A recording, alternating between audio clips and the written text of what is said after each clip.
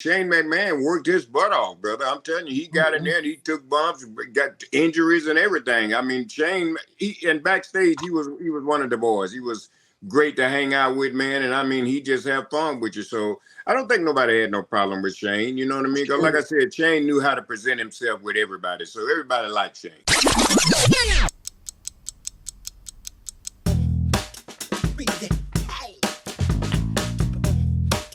Now, the big question is that everybody always wants to know, and I don't think Mac or I ever asked you this, what is Vince McMahon really like?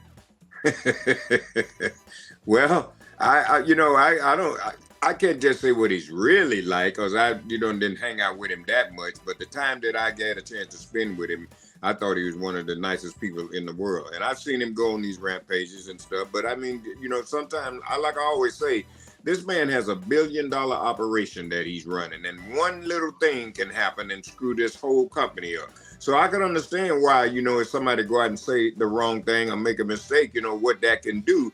And I mean, he just, he'd be a little, I don't know what I'd be as mad as I've seen him.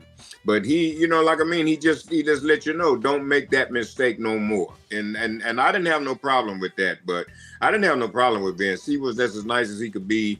And I'll tell you a good story. When I was doing the thing with Undertaker, me and him, where he kidnapped me and everything. Well, me and they came from Vince, and they called Taker first. And then they come and got me. The writer said they wanted me in Vince's office. So I had a chance to go and sit down, me, Vince, and Taker, and then go over this thing.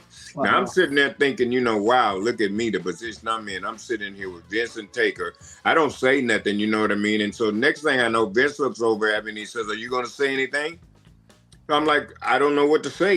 I'm just saying. So they kept talking about the match, and I did chime in one little thing, and I was just looking at Vince like, God damn it, we'll do that. We'll do that.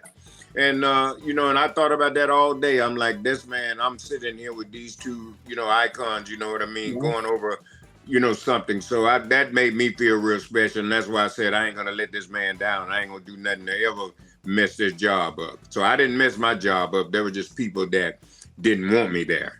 Teddy, I've always been curious about a question I have never asked you, and so this will be a first for me. When you started in the NWA as a referee, what kind of money could you make as a referee back then? I was making $75 a setup for putting up the ring, taking the ring down, and refereeing on TV. Now, was that a good rate back then, or was not really? Because it doesn't sound that great, but what is a rate? Yeah, that's true. You were glad to have a job back then when you're first starting out. Yeah. When did you get to the point where you felt like, oh, this is a fair paycheck, I'm making good money now? Well, I never did get to that point. You know what I mean? Because my money never did get that good. You know what I mean? I remember one time I had, I think I had a $600 check or something that they were supposed to send me in the mail, Jim Crockett and them, and I never did get it in the mail, and all my bills were due and stuff, so I had to go and drive. They wouldn't even mail it. I had to drive all the way from Atlanta to Charlotte, North Carolina, and then sit in Jim Crockett's office for 2 hours and wait on a $600 check, and then get in my car and drive all the way back to Atlanta, and they never gave me gas money then, but I mean, that's just how it was. So, like I said, my money never did get that good. I was just, like they used to say back in the day, you ought to be glad to be here. So I was glad to be there. Now, did that include when you were in WWE? Drive. Well, both of you guys were talking. I didn't. 721 Briar Bend Drive. I was there a lot. Oh yeah, the address. Yeah. Yeah. When you got to WWE, though, I imagine that the paydays kicked up a little bit, didn't they? Yeah, I was making good money. I was making good money as a referee, so I was happy doing that. I didn't care whether I went back into managing or not. It didn't bother me, So, but that was just, that was what God blessed me, what He wanted me to do, and so that's how it all happened. I'm gonna go ahead. Well, we're doing the Ask Teddy Long here because this is great timeless stuff. Another McMahon. When Shane McMahon came in and he started wrestling, he was like better than 70% of the guys in there. What was the reaction? Were the guys that were not getting pushes kind of jealous, or they couldn't believe the way this kid worked? Well, no, I don't. It wasn't never like that. You got to understand one thing too. This is the boss's son, number one. Okay, and the other thing, Shane McMahon worked his butt off, brother. I'm telling you, he got in there and he took bumps, got injuries and everything. I mean, Shane, and backstage, he was one of the boys. He was great to hang out with, man. And I mean, he just had fun with you. So I don't think nobody had no problem with Shane. You know what I mean? Because like I said, Shane knew how to present himself with everybody. So everybody liked Shane. I was about to say, I would think that Shane, of all the McMahons, was probably the one that got along with everybody more than anybody else. Yeah, he did, man. Yeah, Shane was one of the boys, man. Yeah, Stephanie was also one of the boys for the most part. Yeah. She Stephanie, charmed away. She was. Yeah, she was nice too, man. Great. She'd come up and talk to guys and everything, and she was just as nice as she could be. Stephanie was always nice to me. Yeah. Yeah. Me too. Got any more Ask Teddy questions? Oh, I've got hundreds of them. Well, ask another one. We still got 2 more minutes before you even need to think about getting out of here. You, in your formative days, you worked in the ring many times, and the other referee who was on top back then was Nick Patrick. Well, no, Tommy Young. Well, Tommy Young, but also Nick Patrick and George. Nick Patrick was too. But I'm saying when I first went to work there, then for Crockett, it was Tommy Young. Nick wasn't working for Crockett until Crockett and them took over the WCW. Oh yeah, but back Georgia Championship Wrestling, you had Nick Patrick there. Yeah, yeah. What was it like with the three of you kind of coming up? What was it like for the three of you trying to get into the business at that time? And were you all buddies or what? Well, Nick Patrick was already in the business, due to his father, the assassin, God rest his soul. Nick had already been down there and worked for Bill Watts, did some wrestling and stuff for him before he even come back to Georgia Championship Wrestling. So I got a chance to ride with Nick. Nick's a great friend of mine. Me and Nick rode together for a long, long time. We were riding buddies. And to be with Nick was just absolutely great because I learned a lot from Nick too because Nick knew, so I had a chance to ride with, knowledge right there. Tommy Young, another great guy I had a chance to learn from too. I've worked with him very closely. And Earl Hebner was really the guy. Me and Earl Hebner we rode together for a lot, I never forget they had the ring truck, wasn't a ring truck, it was an old school bus. And that's what they had the ring on. And Earl and I had to drive this old school bus.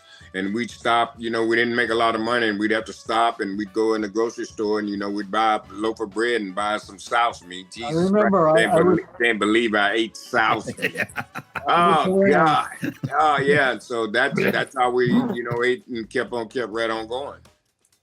And speaking of Earl, while we're on Earl real quick, if you'd like to hear from Earl, he's going to be on Road Trip After Hours with Teddy and I in just a couple of weeks. Not this coming Friday. Well, I don't know when you're watching this. Just go to Road Trip After Hours on YouTube, and you'll find a new interview there soon with Earl Hebner, which is going to be a blast. We had a chance to sit down with Earl while we were in St. Louis and have a great chat with him there actually several times. And Earl's always fun to talk to. He's great. I'm going to ask you one last question about your career.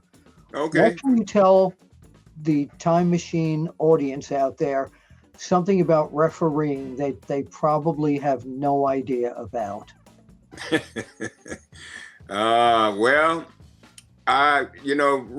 I guess, probably, what they probably would never dream of is that when the referee is out of position, that he's supposed to be out of position.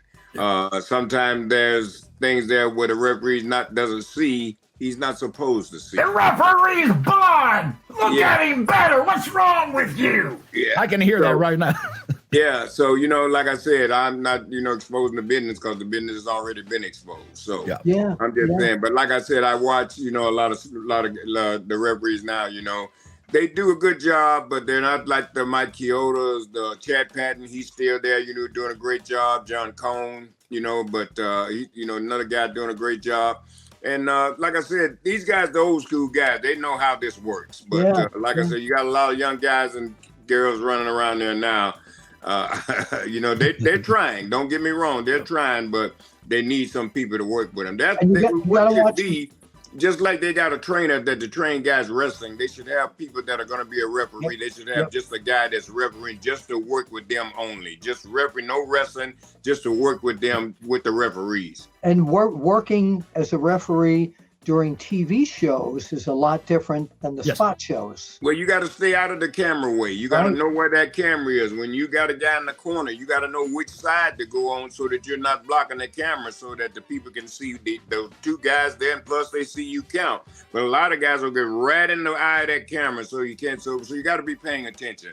Look for that camera. You know when that camera's on because there's a red light there. So if you're in the way, that you move your maneuver, get out of the way. So a lot of guys don't even think about that camera. They don't even play to the hard camera. Like when you get ready to raise a guy's hand, if he's got his back turned, you got to tell him, turn him around to the hard camera. Now, and that's not just beginners, because I'll tell you what happened while we were in St. Louis. I was in the ring filming the Hall of Fame. All these guys who have been on TV, they know what a hard cam is. I actually had to tell them at one point, guys, face the camera, because they had their back to the cameras the entire time. It's something that, honestly, when you get in the ring, you really don't think about it, because you're trying to look at everybody while you're in that ring, make everybody feel involved, but you still got to remember, where's that camera? I think about it. I stay on top of my game. I don't never forget. Yeah, the Teddy Long Referee Clinic is something now. There you go. Really? And you want to know how important the hard cam is? Because if you don't do it, this is kind of what you see while we have a conversation. Yeah, that's right. Exactly. Stone cold.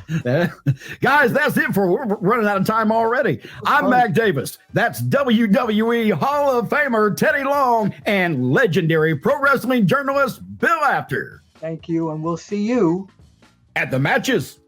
Holla.